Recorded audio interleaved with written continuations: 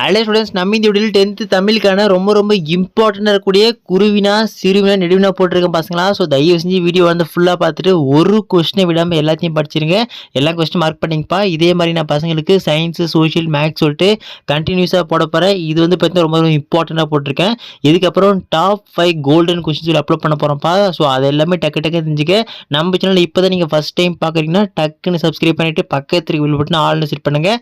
அப்போ தான் நான் போகிற எல்லா வீடியோ நோட்டிஃபிகேஷனும் உடனே கொண்டு வந்து சேரும். மறக்காமல் இப்போ வரைக்கும் நம்ம டெலிகிராம் குரூப் ஜாயின் பண்ணாமல் இருக்கீங்க அப்படின்னா டக்குன்னு டிஸ்கிரிப்ஷன் லிங்க் இருக்குது, டக்குன்னு நம்ம டெலிகிராம் குரூப் ஜாயின் பண்ணுறேங்க. அங்கே உங்களுக்கான இம்பார்ட்டன்ட் கொஸ்டின் ஃபஸ்ட்டில் அப்லோட் பண்ணுறோம். சரிங்களா? சரி வாங்க இம்பார்ட்டன்ட் கொஸ்டின் போயிடலாம். ஸோ குறிநா பார்க்குறோம். ஸோ குறிநா வந்து பார்த்தீங்கன்னா தேர்ட் ஒன் தற்கால உரைநடையில் சிலடை அமையும் நயத்திற்கு ஒரு எடுத்துக்காட்டு தருக. ஃபோர்த் ஒன் வசன கவிதை குறிப்பு வரைக. ஓகேங்களா? ஸோ நான் பசங்க டவுட் இருக்கும் ப்ரோ, குருவினாக்கு எத்தனை பாயிண்ட் இருந்தால் ஃபுல் மார்க் போடுவாங்க அப்படின்ற மாதிரி ஒரு சில கேட்டிருந்தீங்க. ஸோ பசங்க தெளிவாக சொல்கிற பாருங்க. குறினாவை பொறுத்த வரைக்கும் மேக்ஸிமம் நீங்கள் 2 to 3 பாயிண்ட்ஸ் எதுன்னு பார்த்தீங்கன்னா நீங்கள் அழகாக ஃபுல் மார்க் எடுத்துலாம்பா குறினாவில்.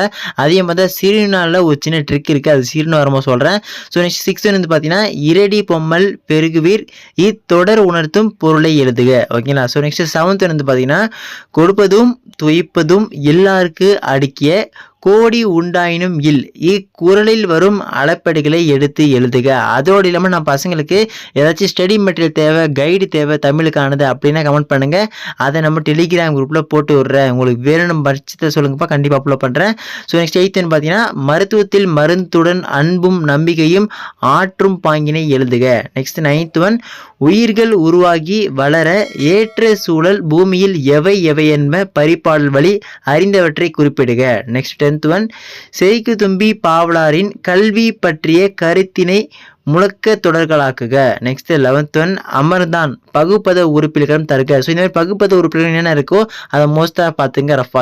நெக்ஸ்ட் 12th பார்த்தீங்கன்னா சமைத்த உணவு மழைக்காலம் மாலையில் சூடாக உண்ண சுவை மிகுந்திருக்கும் இத்தொடரில் அமைந்துள்ள முதற் பொருள் கருப்பொருள்களை வகைப்படுத்தி எழுதுக. நெக்ஸ்ட் 13th ஒன்பா தஞ்சம் எளியர் பகைக்கு இவ்வடிக்குரிய அசைகளையும் வாய்ப்பாடுகளையும் எழுதுக. நெக்ஸ்ட் 14th ரொம்ப இம்பார்ட்டன்ட், டபுள் ஸ்டார் போட்டு வச்சுங்க. மெய்கீர்த்தி பாடப்படுவதன் நோக்கம் யாது. நெக்ஸ்ட் 15th பார்த்தீங்கன்னா புறத்திணைகளில் எதிரெதிர் திணைகளை அட்டவணைப்படுத்துக. 16th ஒன் வறுமை காரணமாக உதவி கேட்டு வருபவரின் தன்மானத்தை எள்ளி நகையாடுவது குறித்து குறளின் கருத்து என்ன. நெக்ஸ்ட் 17th ஒன் வறுமையிலும் படிப்பின் மீது நாட்டம் கொண்டவர் மாப்போசி என்பதற்கு சான்று வரைய. டபுள் ஸ்டார் போட்டு ரொம்ப இம்பார்ட்டன்ட் கொஸ்டின் இது. நெக்ஸ்ட் 18th ஒன் குறள் வெண்பாவின் இலக்கணத்தை எழுதி எடுத்துக்காட்டு தருக. 19th ஒன் பார்த்தீங்கன்னா குறிப்பு வரைக அவயம். சரிங்களா? 20 தீவக அணியின் வகைகள் யாவை. ஸோ இது நோட் பண்ணி வச்சுங்க, ரொம்ப important.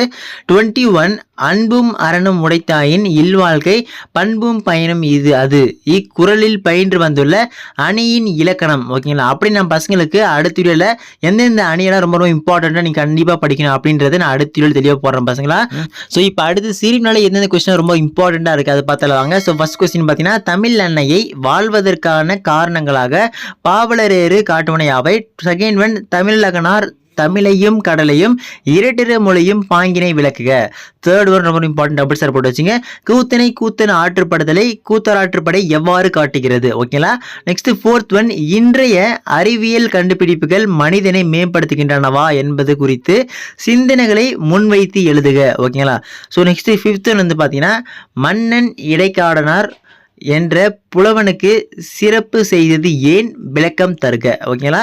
So next 6th one வள்ளுவம் சிறந்த அமைச்சருக்குரிய இலக்கணங்கள் நமக்கும் பொருந்துவதை குறள் வழி விளக்குக. 7th ஒன் முதல் மழை விழுந்ததும் என்னவெல்லாம் நிகழ்வதாக கூப்பாரா கவி பாடுகிறார். ரொம்ப இம்பார்ட்டன்ட், டபுள் ஸ்டார் போட்டு வச்சுங்க இந்த கொஸ்டின். ஓகேங்களா?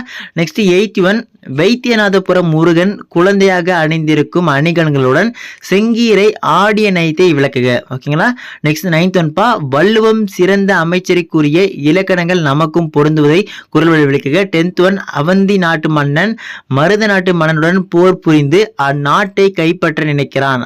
போர் நிகழ்வை புறப்பொருள் வெண்பா மாலை கூறும் இலக்கணத்தின் வழி விளக்குக.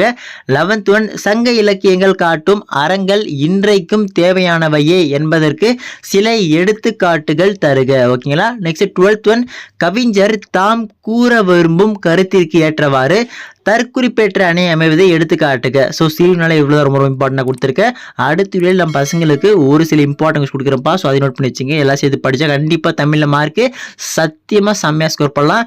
ஸோ நெக்ஸ்ட் நெடுவினா குருவினா பொறுத்தவரைக்கும் பார்த்தீங்கன்னா தமிழின் சொல்வளம் பற்றியும் புதிய சொல்லாக்கத்திற்கான தேவை குறித்தும் தமிழ் மன்றத்தில் பேசுவதற்கான உரை குறிப்புகளை எழுதுக.